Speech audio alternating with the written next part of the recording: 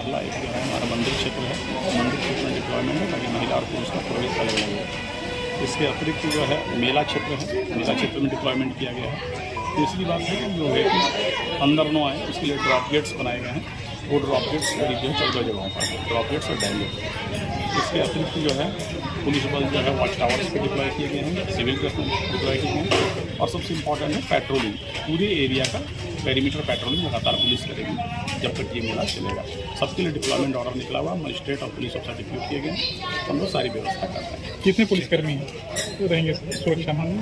करीब जो है मोर देन 500। ठीक है, CCTV वगैरह तैयारियां निश्चित कर ली गई हैं। कल से शुरू होकर 11 दिनों तक यह त्यौहार चलेगा और इस आलोक में जगन्नाथ मंदिर समिति के तत्वाधान में सभी स्तरों पर व्यापक तैयारियां की गई हैं। कल 3:30 बजे बिल्कुल शुभ मुहूर्त के समय रथ यात्रा प्रारंभ की जाएगी। पूरे विधि विधान के साथ गणमान्य अतिथियों की उपस्थिति में संपन्न होगा और इसके बाद फिर अपने नियत समय पर वहाँ से प्रस्थान कराकर यहाँ पर मौसी बाड़ी लगाने का कार्यक्रम रहेगा।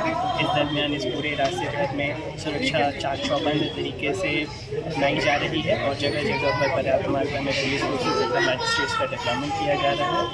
जहाँ जहाँ पर बैरिकेडिंग्स की आवश्यकता है वहाँ पर बैरिकेडिंग्स भी करा के रखी जा रही है और रेलवे स्टेशन, बस स्टैंड पे आने वाले सभी रास्तों में पर्याप्त मात्रा में ट्रैफिक पोजीशंस को भी सुनिश्चित कराया जा रहा है।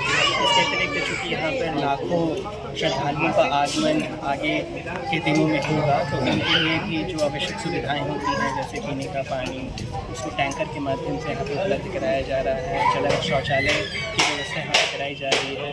पूरे दिन भर और रात भर यहाँ पर बिजली व्यवस्था चौकस तरीके से रहेगी और साथ में मंदिर में भी सुबह 4 बजे से ही दर्शन प्रारंभ हो जाएगा, ये रात 9 बजे तक चलेगा।